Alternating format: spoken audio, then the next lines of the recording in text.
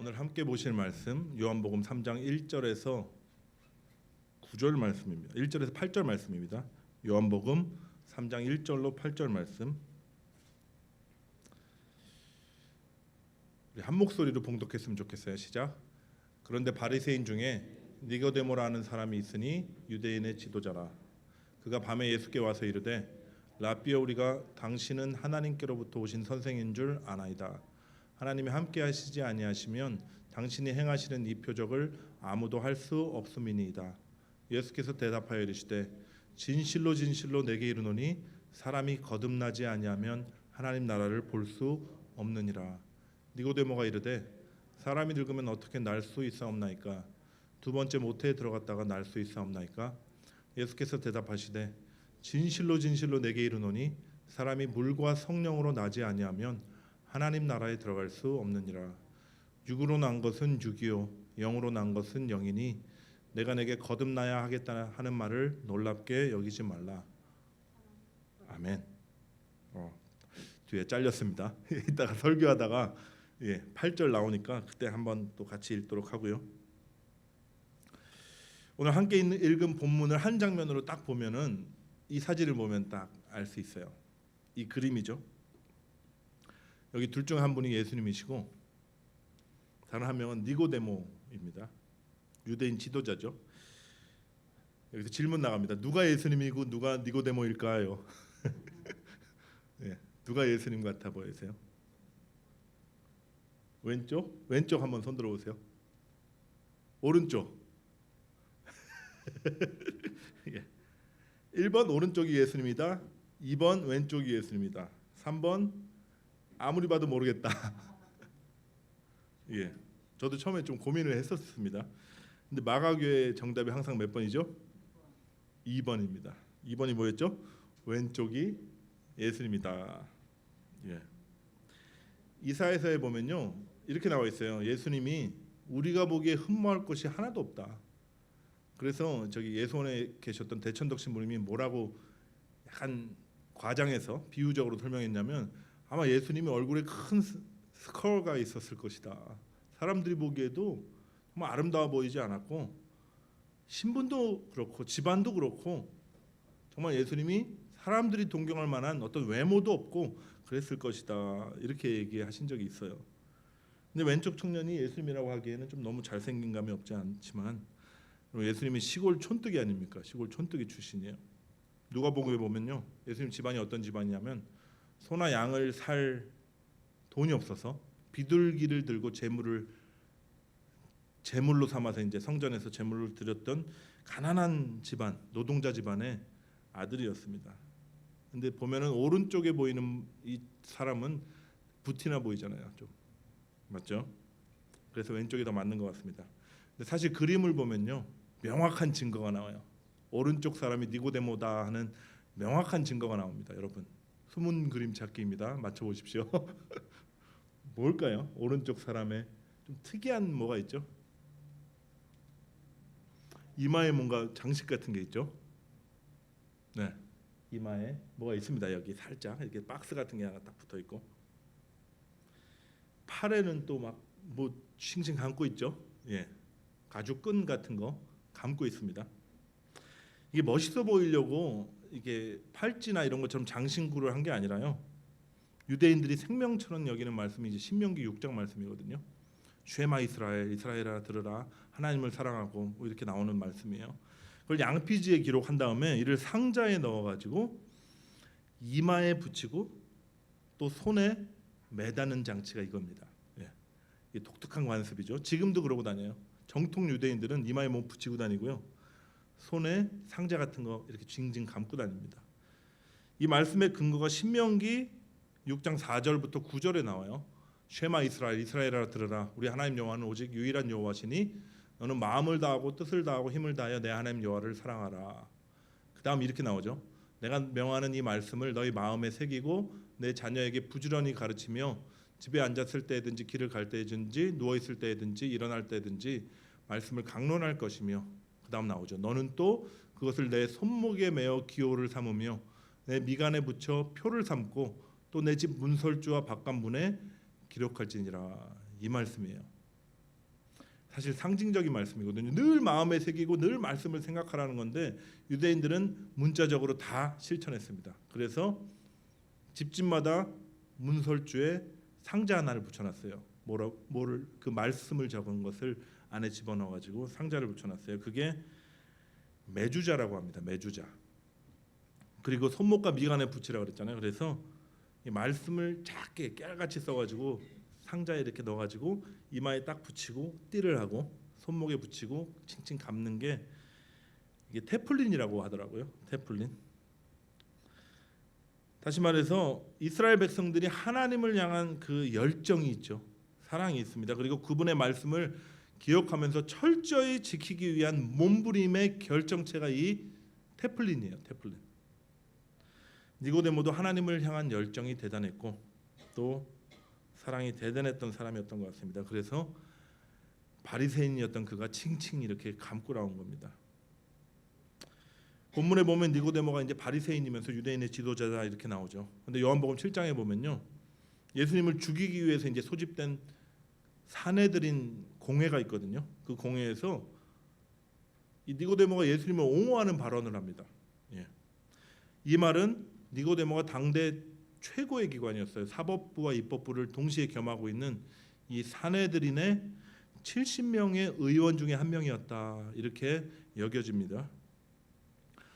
엄청난 지위의 사람입니다. 지금으로 치면 뭐냐면 국회의원이고요. 그리고 대법원장까지는 아니고 대법원 판사 정도, 예, 그 정도를 겸하면서 동시에 교단 총회장까지 하고 있는 뭐 그런 정도의 엄청난 사람입니다. 근데 그가 언제 예수님 찾아오죠? 밤에 찾아옵니다. 저기 보면 뒤에 배경이 좀 어둑어둑한 게 잘 보이실지 모르겠지만 별이 좀 있죠. 별. 예, 밤에 찾아와서 그래요. 왜 시원한 오전에 찾아와도 되고 볕이 따뜻한 오후에 찾아와도 되는데 밤에 왔을까요? 이유가 이래요. 예상되는 바입니다. 교단 총회장이 저기 시골뜨기 전도자에게 가서 가르침을 받는다는 것 자체가 되게 부끄러운 일이라고 생각한 거예요. 또한 깐깐한 사람들이죠. 이 경건하기로는 또 자존심 세기로는 남부럽지 않은 이 바리새인이었거든요. 그 바리새파 사람들의 시선도 굉장히 신경 썼던 것 같아요. 그래서 어둠의 힘을 빌려서 아주 은밀하게 예수님을 찾아온 겁니다. 지위는 엄청 높은 사람인데 다른 사람들의 눈치 보는 이런 모양이 뭐 그렇게 호감이 있지는 않습니다. 쫄보 같아 보이기도 하죠. 근데 안타깝게도요, 이 니고데모라는 사람을 이제 요한복음에서 쭉 설명할 때 이 쫄보 같았던 행동이 계속 꼬리표처럼 붙여다녀요. 요한복음 19장 39절에 보면요, 이렇게 나와요. 일찍이 예수께 밤에 찾아왔던 니고데모가 뭐 이렇게 나와요. 그러니까 수식어처럼 밤에 찾아왔던 니고데모 이렇게 붙어 다닙니다. 요한복음 7장에도 예수님을 찾아왔던 니고데모 그런 뉘앙스로 이렇게 써져 있어요. 근데 재밌는 반전이 있어요. 요한복음 7장과 19장에 나오는 이 쫄보 니고데모가 하는 행동이 상당한 용기가 필요했던 행동들을 합니다. 7장에는요, 밤에 예수님을 찾아왔던 그가 사내들인 공회에서 아까 얘기했듯이 대제사장들과 바리새인들을 막 꾸짖어요. 19장에 보면요, 니고데모가 예수님이 십자가에서 운명하셨죠. 그 이후에 모략을 가지고 와서 그 아리마대 사람 요셉과 함께 예수님을 장사 지냅니다. 그때 이렇게 설명이 나오는 거예요. 일찍이 예수께 밤에 찾아왔던 니고데모가 모략을 가져와서 예수님을 장사 지냈다. 그때가 어느 때였죠? 예수님의 그 직계 제자들, 사도들 다 무서워서 도망갔을 때였어요. 여러분, 이 니고데모에게 엄청난 변화가 있었던 것이 분명합니다. 그의 원래 성정은 뭐였죠? 밤에 예수님 찾아온 자였어요. 사람들을 의식하고 눈치 보고 또 다른 사람이 자신을 이상하게 보는 것을 두려워하던 자였습니다. 근데 어디서 이런 엄청난 용기가 솟아났을까요? 존재 자체가 변해버린 거예요. 그렇다면 도대체 그가 예수님께 어떤 말씀을 들었길래 존재 자체가 이렇게 뒤집어버리는 엄청난 변화를 경험하게 되었을까요? 그 말씀 중에 우리가 모든 교회 밥 좀 먹었으면 암송하는 그 말씀이 포함되어 있습니다. 요한복음 3장 16절 말씀입니다. 암송해 볼까? 시작. 하나님이 세상을 이처럼 사랑하사 독생자를 주셨으니 이는 저를 믿는 자마다 멸망치 않고 영생을 얻게 하려 하심이다. 예. 복음의 에키스죠. 이게 이날 밤 니고데모에게 해주신 말씀이었어요.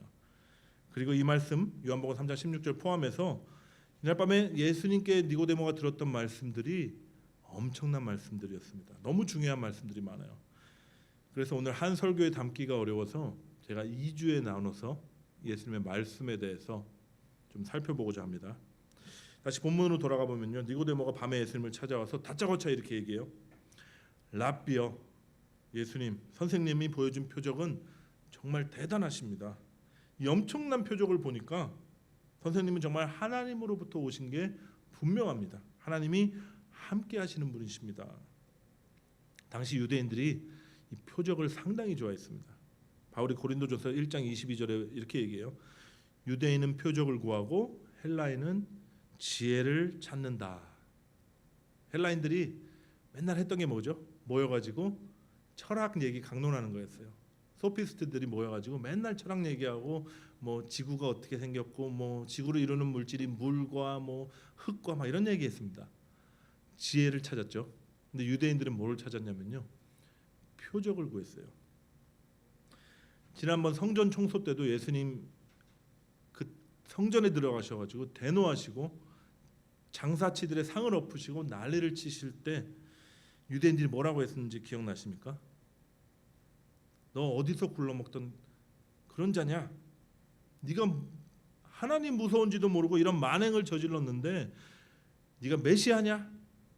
그렇다면 우리에게 네가 표적을 보여줘라.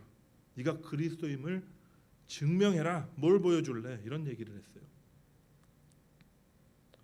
유대인들은 메시아가 오면 메시아가 보여주는 그 표적으로 자신이 메시아임을 증명할 거라고 분명히 믿었습니다. 그리고 예수님께서 수많은 표적을 보이시니까 이 니고데모도 혹시 이 사람 메시아 아니야? 그리스도 아니야? 하는 그런 생각이 예수님을 밤에 찾아왔던 것이고요. 여러분 잘 생각해 보세요. 이 표적이란 게 무엇입니까? 눈에 보이는 게 표적이에요. 표적을 내게 보여라. 이 말은요, 내게 뭔가를 좀 보여줘서 내게 납득할 만한 그 근거를 제시해봐라. 그럼 내가 좀 믿어주겠다 하는 그런 거예요. 근데 여러분 한번 또 곰곰이 생각해 보십시오. 우리가 보고 믿었습니까? 우리가 먼저 뭔가 보고 믿었나요? 우리가 믿어서 구원받았나요? 그럼 내 안에서 믿음이 갑자기 솟구쳐 올라서 구원을 받은 건가요? 아니에요. 어느 날 하나님이 정한 때에 하나님이 우리를 찾아와 주셨고 만나 주셨고 우리를 구원해 주신 겁니다. 전적인 그분의 선택과 은혜를 따라서 어느 날 말씀이 들려왔고요. 그 말씀이 말도 안 되는 말씀이 믿겨지기 시작한 거예요. 여러분 세상에 두 종류의 믿음이 있습니다. 나로부터 말미암는 믿음이 있어요. 그게 나의 믿음이라고 하죠. 두 번째 뭐가 있냐면 위로부터 부어지는 믿음이 있습니다. 주어지는 믿음, 믿겨지는 믿음이 있습니다. 여러분 무엇이 참 믿음일까요? 마가교회는 늘 어떤 게 정답? 두 번째. 예. 믿겨지는 것이 진짜 참 믿음이에요. 나로부터 나오는 것은 어떤 자기 확신이거든요. 뭘 믿냐면요, 자기 자신을 투영해서 믿어요. 예. 자기 욕심을 투영해서 믿고요, 자기 탐욕을 투영해서 믿습니다. 그렇지만 위로부터 부어진 믿음, 나는 생각지도 않았는데 어느 날 말씀이 들려오고 믿겨지는 그 믿음은 하나님이 주신 믿음이에요. 참 믿음입니다. 눈에 보이는 표적과 기사가 증거가 되어야 우리가 믿는 것이 아니라요, 우리 안에 아무런 믿음도 없었고 선한 것이 없었는데 어느 날 우리 안에 부어진 그 믿음 자체가 생겼다는 것이 증거입니다. 구원의 증거예요. 여러분 종교적으로 엄청난 지위에 있는 이 니고데모가 예수님 찾아와서 표적 타령을 하는 것을 들으면서 우리 주님이 답답하셨습니다. 그래서 동문서답 같은 이 말씀을 하십니다. 진실로 진실로 내게 이르노니 사람이 거듭나지 아니하면 하나님 나라를 볼 수 없다. 이게 요한복음에 나오는 예수님의 첫 번째 어쩌면 설교이자 가르침이에요.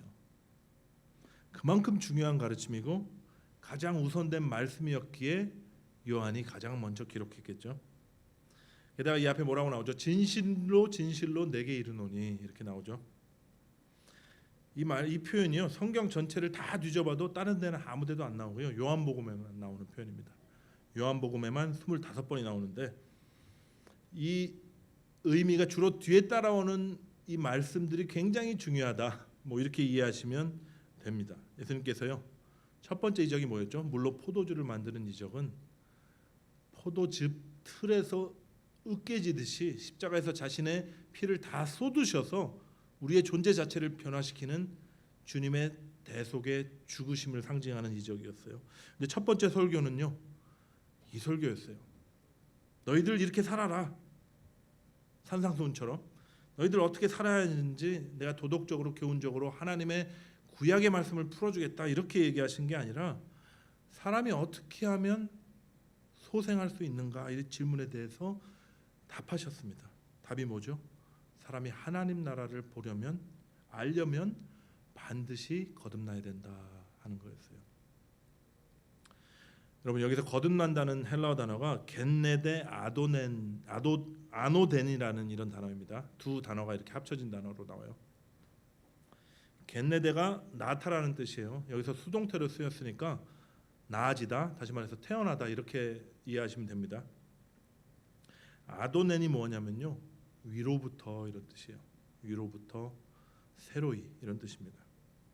따라서 거듭난다는 말을 의미를 원어적으로 우리가 직역하면 이렇습니다. 위로부터 새롭게 태어난다.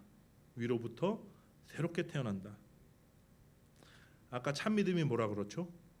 위로부터 부어지는 믿음이 참 믿음이다 말씀드렸는데, 위로부터 새롭게 다시 태어난 이 거듭난 사람들에게만이 이 위로부터 믿음이 부어지는 것입니다. 니고데모는 예수님의 말씀을 전혀 이해하지 못했어요. 왜냐? 아직 거듭나지 못했기 때문이거든요. 본문 7절에 보면 예수님께서 네가 내게 거듭나야 하겠다는 말을 놀랍게 여기지 말라, 이렇게 얘기하는 것을 보면 니고데모가 예수님의 이 말을 듣고 엄청 놀란 표정을 지었던 것 같아요. 그리고 이렇게 묻습니다. 아니 선생님,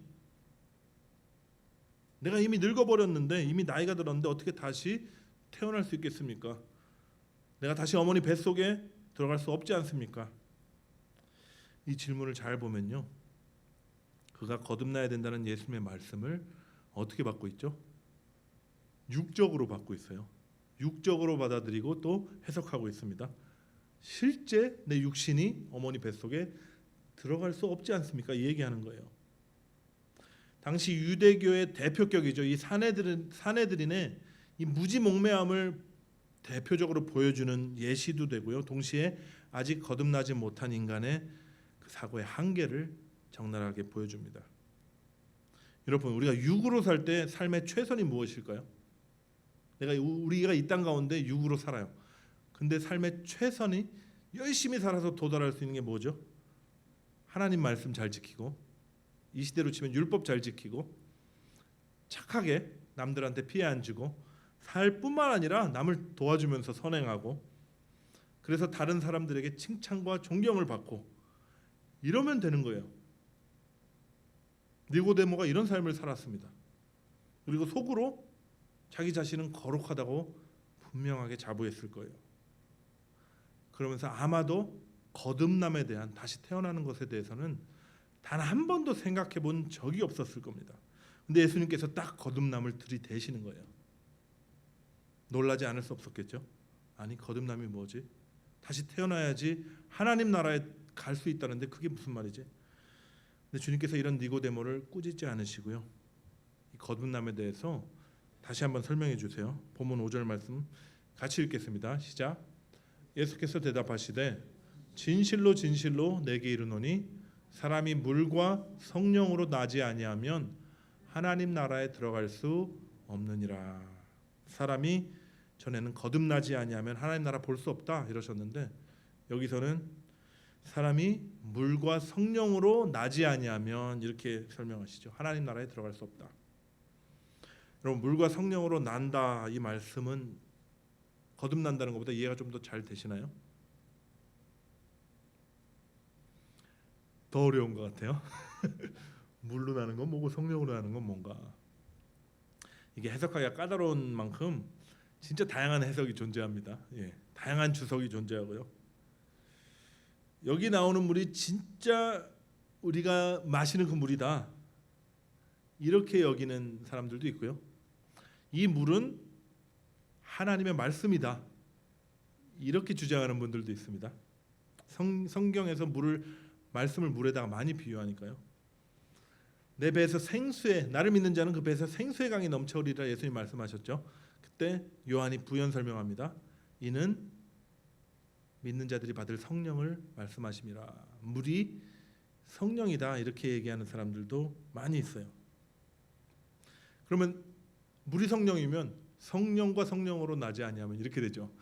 그래서 주장하기를 성령으로밖에 날 수 없는, 거듭남은 성령으로밖에 날 수 없는 우리의 영이 다시 태어나는 것이기 때문에 2번 강조한 것이다, 이렇게 얘기하기도 합니다.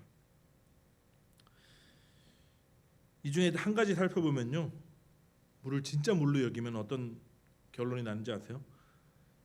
수소와 산소가 결합된 그 H2O, 그 물을 예수님 말씀하셨다. 그러면 이제 물로 난다는 얘기는 물 침례 또는 물 세례가 됩니다. 근데 그 얘기는 우리가 침례를 받지 않으면, 아니면 물 세례 받지 않으면 하나님 나라에 못 들어간다, 이런 결론이 돼버려요. 여러분, 이렇게 주장하고 믿는 디노미네이션도 종종 있습니다. 저는 봤어요. 캐톨릭에서 이렇게 많이 얘기도 하지만 이 개신교에서도 봤습니다. 굉장히 보수적인 교회들에서 물 침례 안 받으면 구원받지 못할, 예수님 이렇게 말씀하셨으니까 우리는 고지 곧대로 믿는다. 구원 못 받으니까 아기들도 무조건 침례를 줍니다. 언제 죽을지 모르니까. 유아 세례가 그런 의미로 사용해요. 근데 여러분 어떻게 생각하세요? 이게 문자적인 해석이거든요. 저는 개인적으로 물로 침례를 받아야 하나님 나라에 들어갈 수 있다라는 해석에 절대 반대합니다. 절대 반대합니다. 우리 마가교회가 속한 또 교단이 남침례교거든요. 교단의 입장도 마찬가지입니다. 우리는 침례를 하나의 상징으로 그렇게 생각합니다. 어떤 상징이요? 예수님을 마음에 영접하고 구원받아서 믿음이 생긴 사람들이 그 믿음을 고백하는 하나의 예식입니다. 사람들과 하나님 앞에서 자신이 그리스도와 함께 죽었고 그리스도와 함께 이제 그리스도의 생명으로 다시 태어났다는 그 사실을, 이미 하늘에서 이루어지고 이미 구원받은 자 안에서 이루어진 그 사실을 사람들 앞에서 공포하는 그냥 상징이에요. 따라서 물과 성령으로 난다 할 때 물침례는 그리스도와 함께 장사 지내는 옛자의 죽음을 상징한다고 저는 믿습니다. 성령 침례는 뭘까요? 그리스도의 영이신 성령이 우리 안에 들어오셔서 우리의 생명이 되시고 우리가 다시 살아났다는 것을 보여주는 거예요. 많은 복음주의 진영의 신학자들이 이런 해석을 지지합니다. 저도 마찬가지고요. 근데 이게 정확한 답은 아니에요. 누가 알겠어요? 정확한 답을. 그래서 물이 무엇이냐, 성령이 무엇이냐, 물로 나는 게 뭐냐, 이런 갑론을박하는 그것보다는요, 물과 성령으로 거듭난다는 이 예수님의 말씀을 통해서 우리가 확실하게 붙들어야 될 것이 바로 이것입니다. 우리 옛자는 고쳐 쓸 수 있는 것이 아니구나. 보통 사람들에게 거듭나야 한다 이렇게 얘기하면 이런 생각을 보통 하더라고요. 아, 내가 내 삶을 변화시켜야겠구나. 나의 마음을 고쳐먹고 나의 생활 방식을 개선해서 주님 기뻐하시는 정말 새로운 삶을 살아야겠구나, 이렇게 생각해요. 여러분, 다 육적인 것들입니다. 눈에 보이는 것들이에요. 우리의 문제는요, 가장 깊숙한 우리의 심령 안에 있습니다. 우리의 영이 허물과 죄로 죽어있는 사망의 상태라는 것이 가장 큰 문제예요. 죽은 자인데 마치 좀비처럼 살아나서 우리의 삶을 주장하고 있고 우리의 삶을 지배하려고 한다는 것이 우리의 문제입니다. 이 죄의 장아찌 같은 우리의 옛 자아가 여러분 죽어야 돼요. 다른 길이 없습니다. 하나님 나라를 알 길도 없고 볼 수도 없고 들어갈 수도 없어요. 우리의 옛 자아를 가지고 들어갈 수가 없습니다. 내가 스스로 죽일 수 없는 이 원수 같은 옛 자아, 내가 죽이려고 애쓰고 억누르고 제압하려고 해도 아무리 발버둥을 쳐도 마치 좀비처럼 이내 살아나서 나를 사로잡아가는 이 옛 자아, 옛 자아로는 하나님 나라를 알 수가 없어요. 다시 말해 우리로서는 가능성이 없다, 이 얘기를 예수님 하고 계신 겁니다. 그래서 주님께서 하시겠다 말씀하시는 거예요. 기필코 그분의 사랑으로, 그분의 멈출 수 없는 열심으로 우리를 거듭내시겠다 하는 주님의 말씀입니다. 어떻게요? 어떻게 하셨죠? 저와 여러분을 대신해서 저주받은 자만이 달리는 그 나무에 달려서, 십자가에 달려서 죽으심으로 이 일들을 이루셨습니다. 사망 권세 이기시고 부활하셔서 사망으로 우리를 얽매고 있는, 우리를 유린하고 있는 사단의 머리를 박살내 버리심으로 우리의 영을 거듭내셨습니다. 마치 창세기예요. 하나님께서 생기를 불어넣으시니까 그게 루하흐거든요. 생기를 불어넣자 살아있는 생명이 돼서 살아난 것처럼요. 허물과 죄로 죽었던 우리의 옛 자아, 우리의 영 안에 하나님의 숨을 불어넣으셔서 푸뉴마 하나님의 성령이 오셔서 우리를 살리신 겁니다. 우리의 영이 살아나니까요. 우리의 영의 눈이 뜨이니까 이제 안 보이는 것들이 보이기 시작하는 거예요. 우리 안에 있는 하나님 나라가 보이기 시작하고요. 저 사람이 존귀하게 보이기 시작하고요.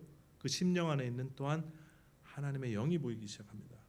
복음이 또 믿겨지기 시작합니다. 재밌는 다른 예가 하나 있는데 공관복음서에 보면 부자 청년이라고 나와요. 부자 청년 많이 들어보셨죠? 여러분 이 사람 스펙이요 장난이 아닙니다. 니고데모 뺨칩니다.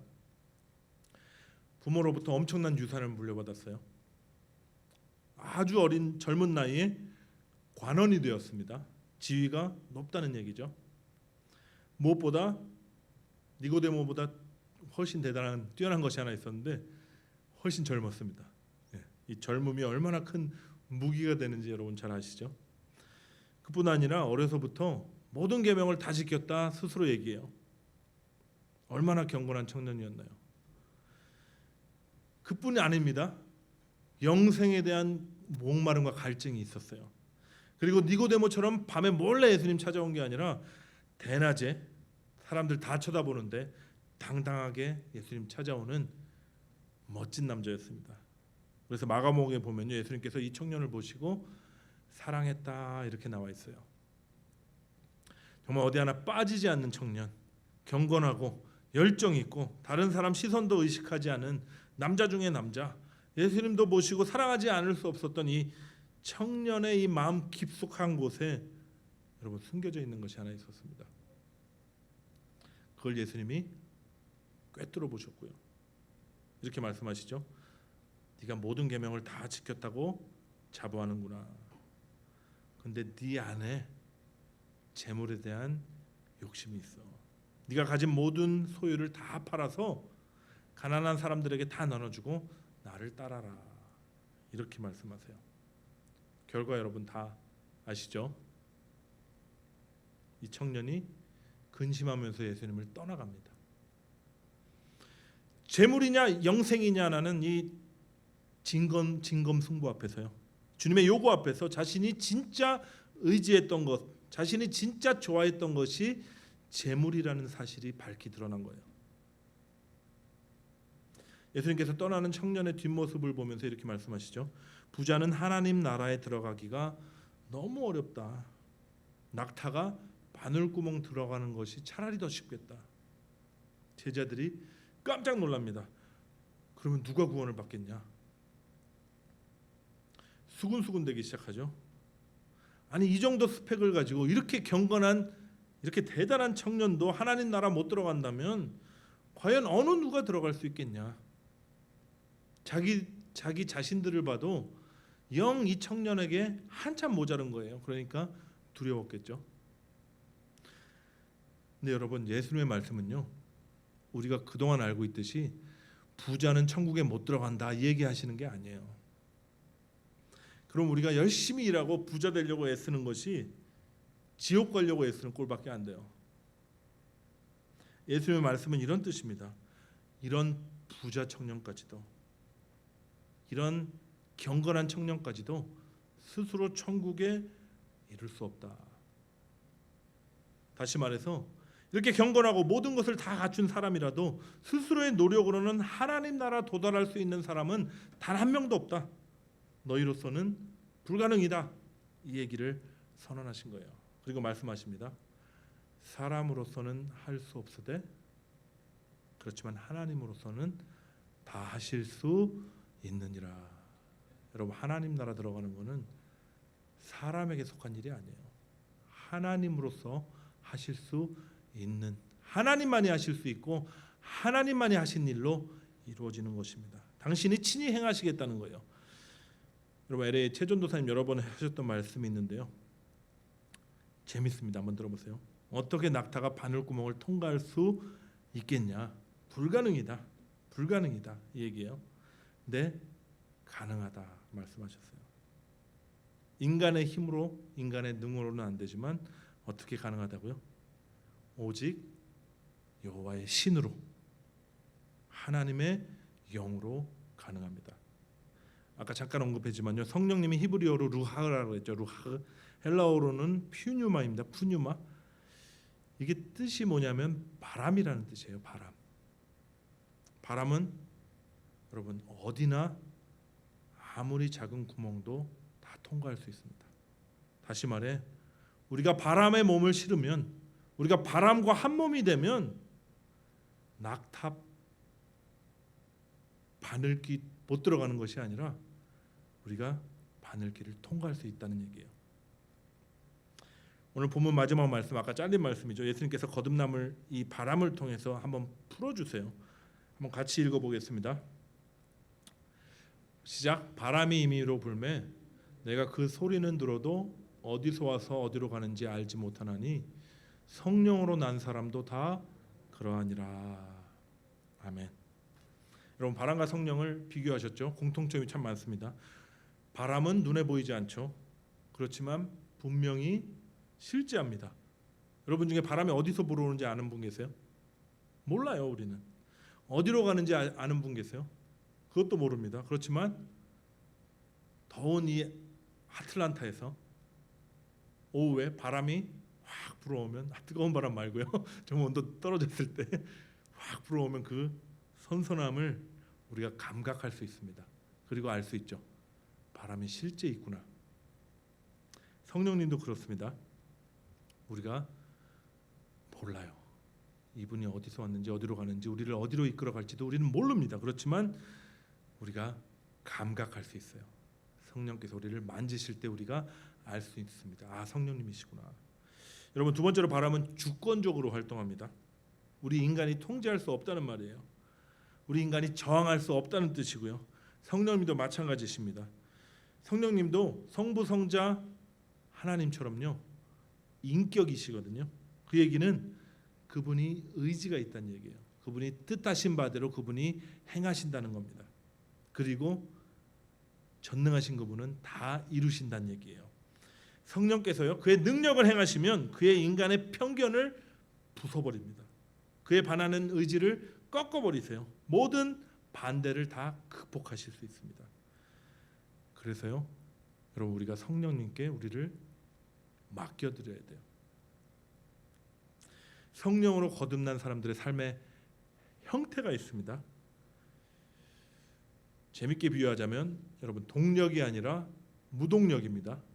동력이 아니라 무동력. 배로 치면 뭐냐면요, 모터보트도 아니고 구축함이나 저 큰 항공모함도 아니라 돛담배와 같아요. 스스로 어디 못 가죠. 바람이 부는 방향으로 돛을 달아서 떠다닙니다. 비행기로 치면 뭐죠? 어떤 비행선이나 헬리콥터가 아니에요. 바람에 몸을 맡기고 둥둥 떠다니는 비행체가 하나 있죠. 뭐죠? 기구와 같습니다. 예, 기구. 여러분, 타락한 인간들이 얼마나 자신의 삶을 스스로 통제하고 싶어하고 마음대로 컨트롤하고 싶어하는지 몰라요. 안 그러면 불안하거든요.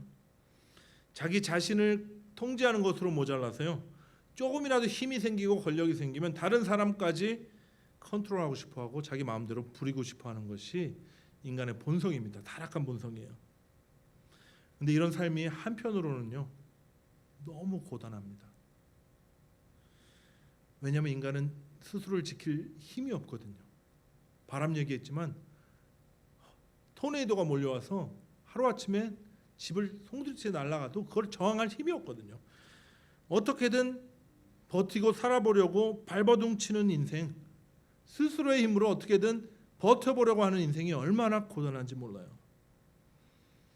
여러분, 세렝게티 국립공원에 나중에 우리가 같이 탄자니아에 갈 일이 있으면 제가 약속하건대 꼭 모시고 가겠습니다. 세렝게티 국립공원에 딱 석양이져요. 그 크기가 얼마나 대단하냐면 그 평야가 경상남북도 다 합친 크기만큼 큽니다.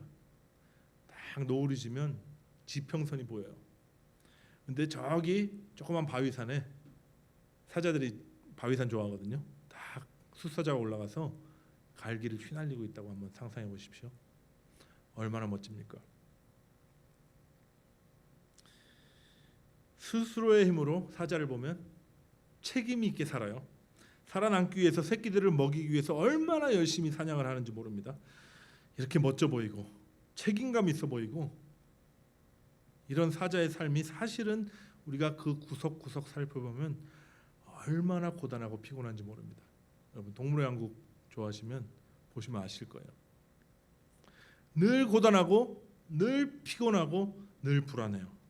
이번에 또 사냥 실패하면 일주일을 굶어야 할지 한 달을 굶어야 할지 그것도 몰라요. 그래서 이를 악물고 사냥을 하는데 그게 잘 안 된다 그래요. 그래서 굶어 죽는 사자도 많고, 또 내가 사냥하는 동안에 놓고 온 새끼들을 하이에나가 물어갈지 들개들이 와서 물어 죽일지 알 수가 없는 거예요. 늘 근심합니다.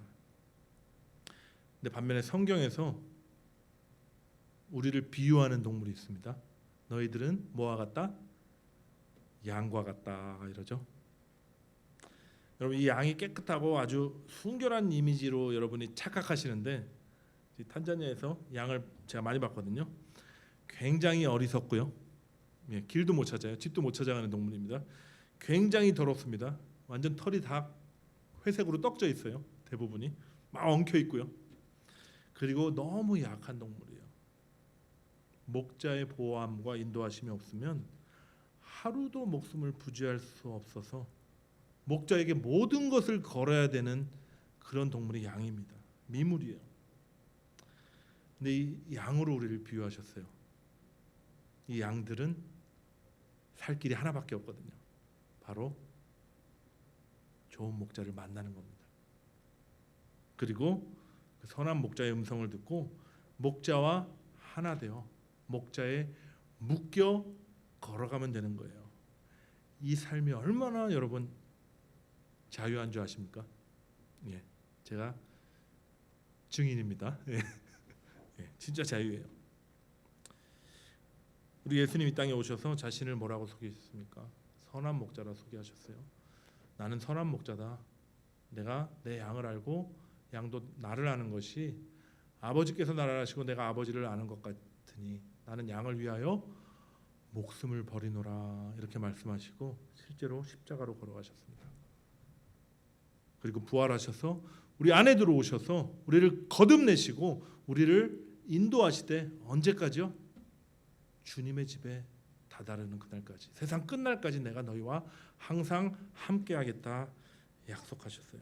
여러분, 이제 좀 자유하십시오. 우리 마가교회 정신은 자유입니다. 성령 안에서의 자유. 여러분의 마음을요, 여러분의 삶을, 여러분의 존재 자체를 선한 목자 되신 예수님께 한번 그냥 던져보세요.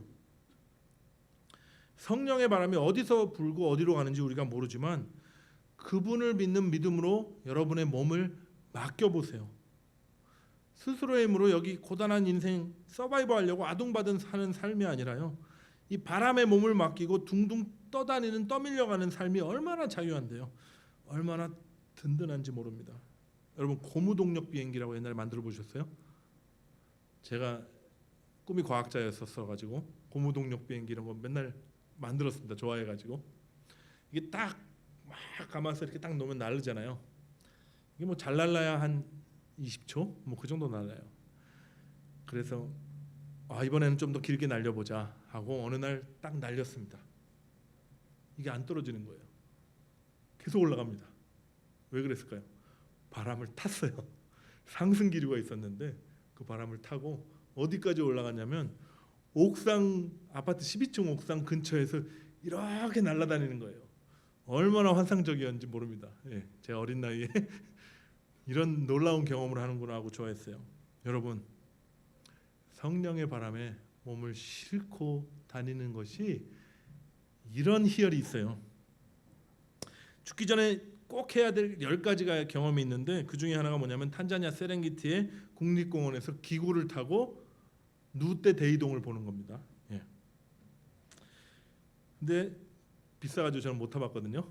근데 타보신 분 얘기를 들어보니까 저 높은 상공에 바람에 둥둥 떠다니면서 이게 되게 느리게 가거든요. 생각보다는 빠르대요. 하여튼 비행기보다 느리게 가면서 밑에를 쳐다볼 때 누떼들이 새까맣게 그 세렝게티 국립 전체를 덮고 이동하는 그 장면이 정말 장관이래요. 평생 잊지 못할 장관이라고 그렇게 얘기하는 걸 들었어요. 여러분, 우리가 성령의 몸을 맡기고 그분이 인도하시는 대로 떠다니는 삶을 살잖아요. 그때 진짜 우리 삶을 즐길 수가 있습니다. 하나님 나라를 누릴 수가 있어요. 하나님 나라 뭐라고 그랬죠? 눈에 보이는 것이 아니라 성령 안에 있는 기쁨과 평안과 의로움이다 이렇게 얘기하셨잖아요. 여러분, 더 이상 근심하지 마십시오. 눈에 보이는 세상 일로 너무 염려하지 마세요. 우리가 바람에 몸을 맡긴다고 늘 산들바람처럼 봄바람처럼 이렇게 즐겁게 떠다니는 것은 아닙니다. 제가 장담 못 해드립니다. 때로는 폭풍우도 와요. 그런데 우리가 하나님을 믿잖아요. 그분이 선하신 목자 되심을 믿잖아요. 그래서 폭풍우가 올 때는 하나님이 나를 연단하시는구나. 내 믿음을 더 키워주시려고 하시는구나. 우리가 믿으면 돼요. 그리고 산들바람이 불어와서 또 쫙 떠다닐 때는 하나님이 나를 쉬게 하시는구나. 안식을 주시는구나 하고 그분을 또 즐거워하면 되는 겁니다. 이게 믿음으로부터 오는 자유예요. 하나님 우리를 찾아와 주셨죠. 만나 주셨죠. 구원해 주셨다는 것은 뭐냐면 우리의 옛 자아가 그리스도와 함께 십자가에 이미 죽었다는 거예요. 그리고 이제는 그리스도의 생명으로 우리가 다시 거듭나서 새 피조물이 되었다는 것입니다. 우리 안에 막 화가 나고 막 미움이 밀려올 때 이렇게 얘기하시는 분들이 많아요. 내가 아직 안 죽었구나. 아니, 죽었다니까요. 죽었어요. 구원받은 자들은 그리스도와 함께 십자가에 옛 자아가 죽었습니다. 그래서 여전히 화가 치밀어 올라오고 미움이 올라오고 죄가 올라올 때 이렇게 생각하시면 돼요. 내가 죽을 수밖에 없는 존재를 또 확인하는구나. 그런데 이미 죽었구나. 이미 죽었음을 내가 또 확인하는구나. 죽어야 될 자임을 확인하고 죽었음을 확인하는구나. 이렇게 생각하시면 됩니다. 여러분, 우리 주님 다 이루셨습니다. 그리고 그분은 세상 끝날까지 그분의 영이신 성령님으로 우리와 함께 하시고 우리를 인도하시겠다고 약속하셨어요. 여러분, 문득 걱정이 생기죠. 두려움이 밀려올 때도 있어요. 그때마다 우리 주님 바라보십시오. 그분의 이름을 부르세요. 그리고 주님께 던져드리세요. 맡겨드리세요. 참 자유가 있습니다. 세상이 알지 못하는 평안이 그때 우리 속 안에서 이렇게 올라와요. 너무나도 좋으신 주님, 선한 목자 되신 우리 주님, 양들을 위해서 십자가에서 목숨까지 내놓으실 정도로 우리를 사랑하신 그 주님, 그 주님으로 인해서 주님께 묶여서 참 자유와 평화 그리고 기쁨을 누리는 우리 모두가 되기를 예수 그리스도의 이름으로 축복합니다. 아멘. 아들이 우리를 자유케 할 때 우리가 참 자유를 얻을 줄 믿습니다. 이 시간 우리 선하신 주님 우리 찾아오셔서 우리의 모든 묶임을 풀어 주시옵소서. 우리의 모든 근심과 염려를 걷어가 주시옵소서. 하늘로부터 부어지는 믿음으로 우리 안에 샘솟는 주님 주시는 그 의지와 결단으로 우리의 삶을 주님께 맡겨드리기를 원하나이다. 이제는 고단한 삶을 멈추고 주님 안에 감추어진 그 참 평안과 기쁨과 자유를 누리기를 원합니다. 우리로서는 할 수 없으니 성령님 우리를 도와주시옵소서. 행하시옵소서. 주님 앞에 나올 때 정말 우리의 마음과 우리의 삶을 담아서 주님께 올려드리는 모든 연보 주님 기뻐 받아주시고 하나님의 나라와 생명을 낳는 일에 주님 기쁘게 사용하여 주시옵소서. 드릴 모든 손길 가운데 그리고 아직도 드리지 못하는 어려움 가운데 있는 성도들 가운데서도 함께하여 주셔서 하나님 날마다 주님 먹이시고 입히시며 풍족해 하시는 주님의 은혜 안에 거하게 하시고 주님 많은 사람들을 이롭게 하고 나누어 주는데 귀하게 사용하여 주시옵소서. 이 모든 말씀 우리 주 예수 그리스도의 이름으로 기도합나이다.